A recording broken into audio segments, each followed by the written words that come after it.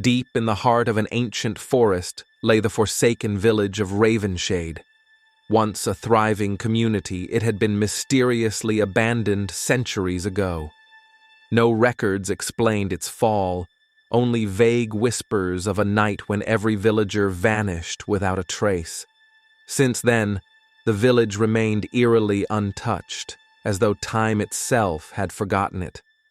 Legends spoke of strange lights flickering through the ruins at night, of ghostly figures drifting between the houses. Few dared to seek the truth, but one autumn evening, 4 urban explorers, Leela, Marcus, Theo, and Nina, set out to do just that. Armed with cameras and bravado, they followed a barely visible trail through the dense, suffocating forest. As they approached the village, an unnatural stillness took hold. The wind died, the distant rustling of animals ceased, and the air turned thick, heavy, almost suffocating. Something was wrong. The village looked frozen in time. Houses stood intact, their wooden frames untouched by decay. Inside, the remnants of life remained. A half-eaten meal still sat on a table, now nothing but dust and mold. Toys lay scattered on the floor, their owners long gone. Yet there was no sign of struggle. It was as if the entire village had simply stopped existing in a single moment. Uneasy, but determined, the group split up to cover more ground. The Church of Secrets. Lila and Marcus approached the old church, its doors slightly ajar as though someone had just stepped inside.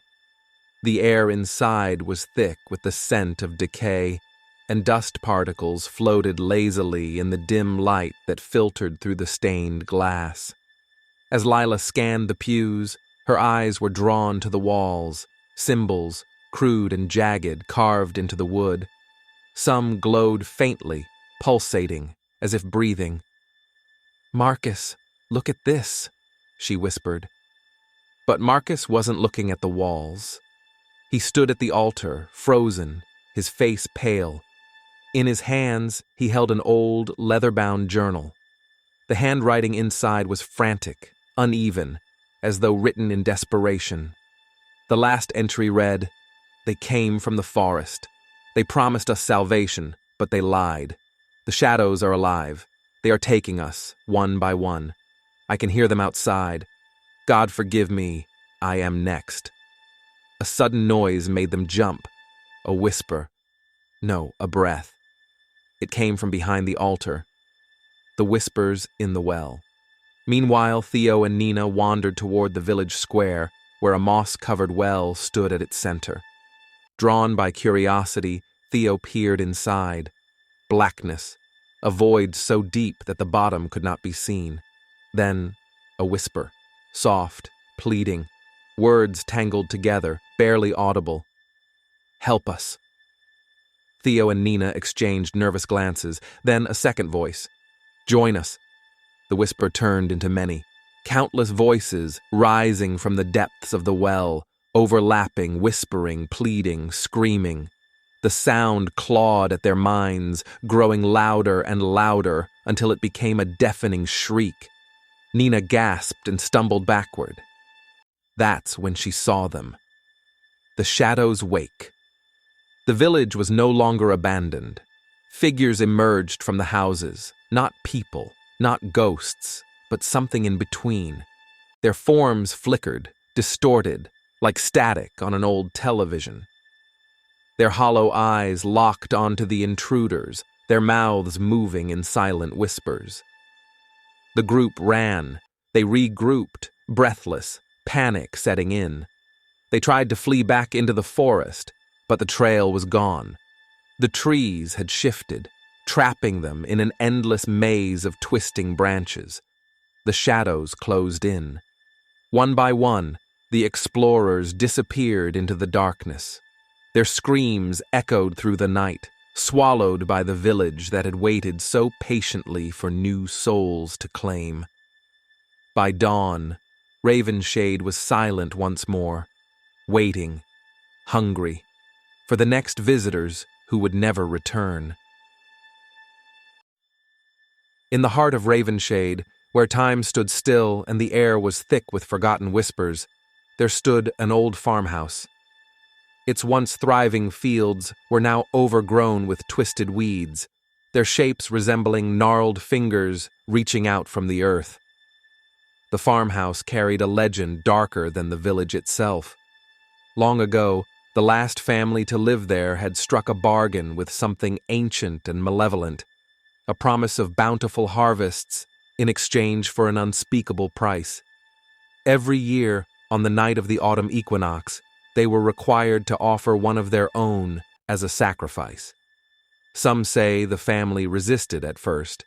Some say they tried to break the pact, but no one ever escaped a debt owed to the soil. Decades after the village's abandonment, a young couple, Daniel and Clara, stumbled upon the rotting farmhouse while hiking through the dense forest. The structure stood ominously against the gray sky, its windows dark and hollow, like the empty eye sockets of a skull. Despite its decay, something about the place drew them in, perhaps curiosity, or perhaps something much older had been waiting for them to arrive. Inside, the air was thick with the scent of earth and decay. Dust-covered furniture sat exactly as it had been left, as though the occupants had simply vanished mid-step. Carved into the floorboards, etched into the walls, jagged, unnatural, as if dug into the wood by something with claws. Some of them pulsed faintly in the dim light, as though they were alive. Daniel, these markings, they feel wrong. They ventured into the cellar, where the air was damp and stale. A rusted scythe leaned against the stone wall, and a pile of bones lay heaped in the corner. The bones weren't ancient. Some were still fresh. The ritual begins. That night, Clara woke suddenly to the sound of low chanting. The voices were distorted, layered, as though multiple people were speaking at once, but the farmhouse was empty, or at least, it should have been. She shook Daniel awake, and together they followed the hypnotic murmur to the fields.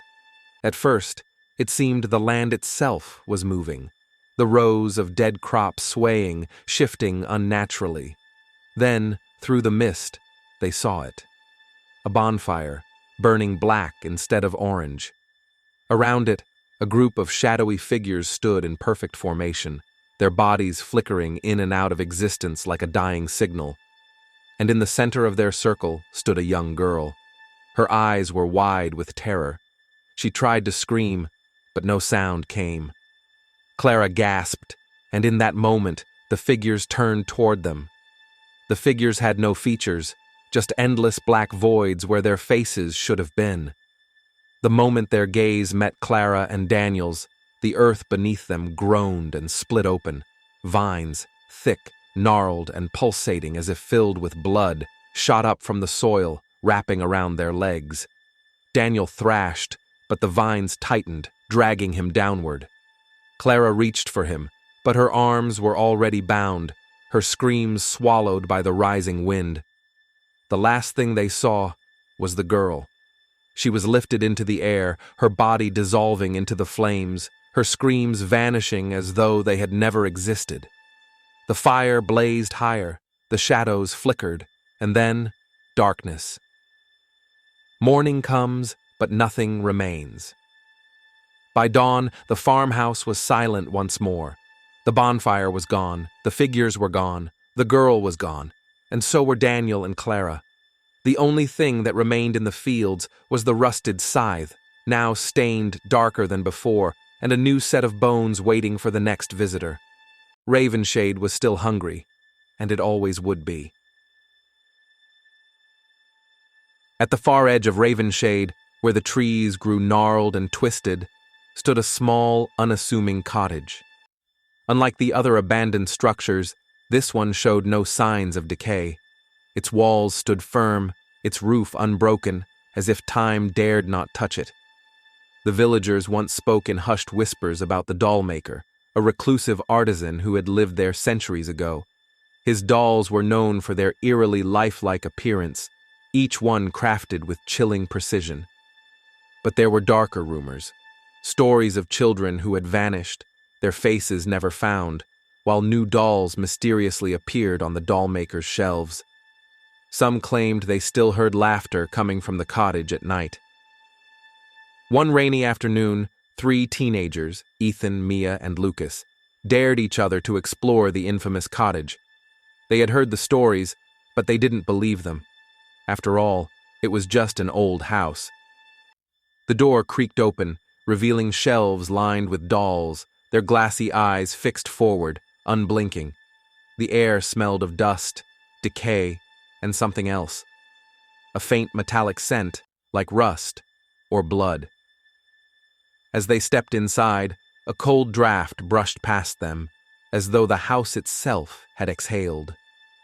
At the back of the cottage, they found the workshop. A long wooden table was littered with tools, scalpels, needles, and spools of thread. Half-finished dolls hung from the ceiling, their limp bodies swaying ever so slightly. But it was the chest in the corner that caught their attention. It was old, ornate, its surface covered in intricate carvings, symbols similar to the ones found in Ravenshade's abandoned church. Something inside them screamed not to open it. They didn't listen. Inside they found dozens of tiny dolls, each one so detailed, so perfectly sculpted, that they almost looked real. Then, Mia noticed something chilling. These dolls, they look like children.